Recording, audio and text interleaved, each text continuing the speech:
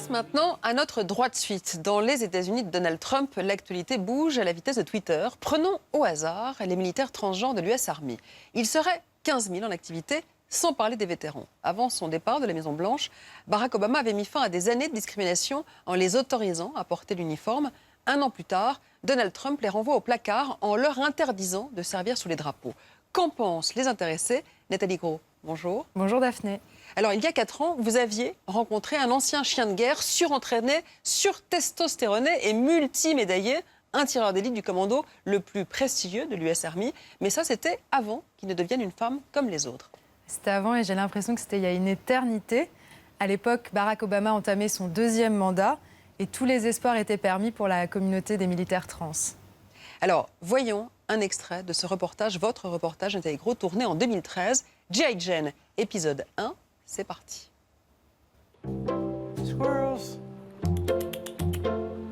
Un matin comme un autre dans la vie de Christine Beck. Tiens, prends-en une autre. Mais ce ne sont pas toujours des cacahuètes que cette Américaine a distribuées. Tu vois, il est toujours chargé. Il y a 2 ans à peine, Christine Beck était un officier surentraîné de la marine de guerre des États-Unis. Un soldat d'élite déployé en Irak et en Afghanistan pour les missions les plus musclées. Voici certaines de mes médailles. Garçon à la naissance, Christine a passé sa vie à dissimuler sa véritable identité sous une grosse barbe et des kilos de muscles. Mais au fond, c'était un autre uniforme qu'elle rêvait de porter. J'aime cette couleur, très classe. Ça, c'est une de mes préférées. Ça aussi, c'est beau. J'ai rien à me mettre. J'essaie d'être belle. C'est ma nouvelle armure. L'histoire de Christine fascine les États-Unis, mais son cas est loin d'être isolé. Direction une petite ville de l'Arizona. C'est ici qu'habite Jennifer, entre 2 déploiements au Moyen-Orient. Né homme, ce soldat transsexuel vit dans la peur constante d'être démasqué. Si je sortais habillé en femme, ça ne prendrait pas plus d'1 journée pour que les militaires, mes commandants, soient au courant. Son témoignage est exceptionnel, car très risqué. L'uniforme, elle le réserve d'habitude pour le travail. Dès qu'elle le peut, chez elle, c'est jean moulant et top à fines bretelles. J'ai l'impression que tous les jours, en allant au travail, ce que je suis est un mensonge. Je me souviens qu'avant, on virait des bons éléments simplement parce qu'ils étaient homosexuels. Je ne pense pas qu'on y ait gagné quoi que ce soit. Et en ce moment, on perd des gens très utiles à l'armée simplement parce qu'ils sont transgenres. Au cœur du Midwest américain, la résistance s'organise. Pour faire bouger l'armée, Bryn Tannehill, une militaire transsexuelle à la retraite, a fondé un groupe de 125 soldats, tous trans. Ils ont été dénoncés, ont perdu leur travail, ont été virés de l'armée et de chez eux. Leurs familles les ont quittés. Ils n'ont personne d'autre que nous vers qui se tourner. Une des choses les plus importantes qu'on fait ici, c'est de s'assurer que ces personnes ne pensent pas que leur situation est désespérée. Il y a 2 ans, l'armée mettait fin à la loi interdisant aux homosexuels de servir sous les drapeaux. Les trans aimeraient profiter de cette ouverture. Bryn a rendez-vous à Cincinnati pour discuter d'une stratégie. Ça va être un long et dur combat, mais on va finir par y arriver. Salut Bryn. Jacob est le porte-parole du groupe. Ensemble, ils ont défini une feuille de route. Ils en sont à la première étape. On va commencer par prouver qu'être transsexuel n'est pas une maladie mentale. On va le faire reconnaître aux psychologues, puis l'appliquer au règlement militaire. Une fois qu'on aura réussi ça, on s'intéressera aux questions plus compliquées, l'organisation des douches, des dortoirs, du changement de sexe, des services médicaux, ce genre de choses, quoi. D'après eux, il suffirait de convaincre une quinzaine de personnes au Pentagone et à la Maison-Blanche. Ils se donnent 4 ans pour atteindre leur objectif. Alors, on le voit, Nathalie, quand vous quittez Christine Beck, elle est plutôt confiante en l'avenir, mais entre-temps, Donald Trump devient chef des armées. Oui, un chef des armées qui prend un malin plaisir à détricoter tout ce que son prédécesseur avait mis en place. Et cet été, tout seul dans son coin, sans même consulter son état-major, il a pondu ce tweet qui donc interdit aux transsexuels de servir sous les drapeaux. Alors le prétexte, c'est que leur transition médicale serait un fardeau et que leur présence serait une perturbation pour les troupes, alors que l'armée américaine doit être focalisée sur un objectif et un seul, la victoire écrasante.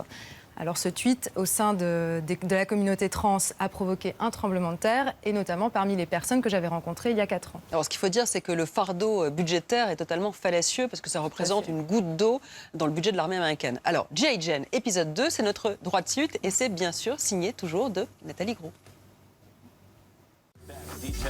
Depuis mon dernier tournage, Christine Beck a définitivement raccroché l'uniforme et elle a raconté sa vie dans un long métrage.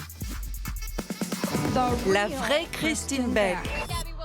Le soldat que j'avais rencontré en Arizona et qui témoignait anonymement le fait maintenant sans hésitation. Jennifer n'a plus peur, elle participe même à de grands shows télévisés. Je suis le capitaine Jennifer Peace. Elle est vraiment devenue une femme et porte haut la voix de la cause trans dans l'armée. Cela n'a pas d'importance qui vous êtes. Notre nation n'est en sécurité que lorsque ses meilleurs éléments peuvent la protéger. Elle est toujours dans l'armée, mais sur un siège éjectable. L'autre activiste qui m'avait reçue et dévoilé sa stratégie de lobbying n'a pas abandonné le combat. Elle s'est même rapprochée du pouvoir. Bryn Tannehill a déménagé à Washington. Donc on a du jambon, des haricots, c'est soirée taco. Ces dernières années, sa stratégie a fonctionné comme elle l'espérait, jusqu'au départ de Barack Obama.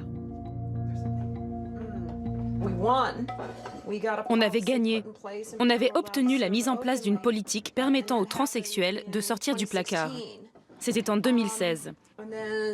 Mais ensuite, Trump a remporté les élections américaines. Ses soutiens sont des chrétiens évangéliques conservateurs qui ne veulent pas que les trans servent sous les drapeaux. Donc, il a pondu ce tweet pour tous nous éjecter. Maintenant, on doit tout recommencer. Un malheureux tweet qui aura suffi à doucher tous ses espoirs. Bryn s'apprêtait à remettre son uniforme et à scolariser ses enfants dans de très bonnes écoles. Les petits savent que j'essayais de réintégrer l'armée. Ça nous aurait beaucoup aidé financièrement. Ils savent que je n'avais besoin que de 3 ans de service avant de pouvoir prendre ma retraite. Et avec cette nouvelle interdiction, ça ne va pas être possible. Je me demande aussi comment je vais pouvoir payer leurs études. Ni Bryn, ni son épouse Janice ne cachent leur inquiétude à leurs enfants. Le rétropédalage de Donald Trump impacte toute la famille. Après l'élection de Donald Trump, la première chose que j'ai faite, c'est de réunir tous les papiers pour que les enfants obtiennent leur citoyenneté et leur passeport canadien, afin qu'ils puissent quitter le pays à tout moment. Les groupes anti-LGBT qui souhaitent nous voir disparaître n'ont jamais eu un tel accès à la Maison-Blanche. Quand je vois les mesures qu'ils veulent mettre en place, j'ai l'impression de voir l'histoire européenne qui se répète.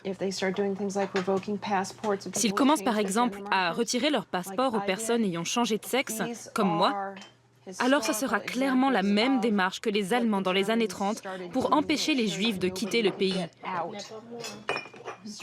À ce moment-là, ma famille et moi, on partira immédiatement. Si chez les Tannehill, on envisage l'exil, d'autres au contraire passent à l'attaque. À Washington, à 2 pas de la Maison-Blanche, une organisation de défense des droits des transsexuels a décidé de traîner Trump en justice. Sacha Butcher est avocate.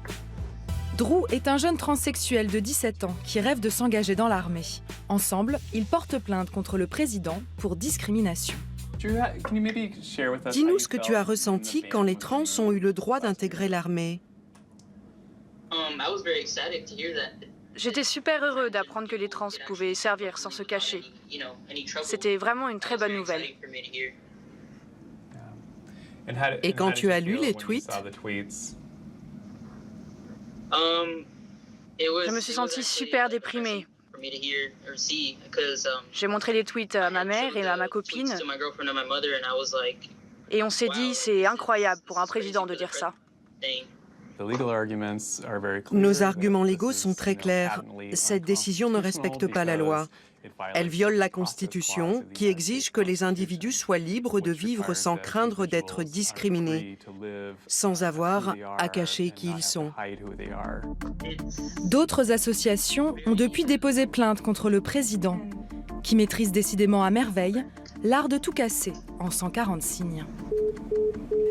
Et depuis que vous êtes rentrée, Nathalie, nous avons encore eu droit à un énième rebondissement. Et oui, une juge de Washington a invalidé la décision de Trump, donc les trans soufflent un peu, mais pour combien de temps ? Ça fera certainement l'objet d'un autre droit de suite.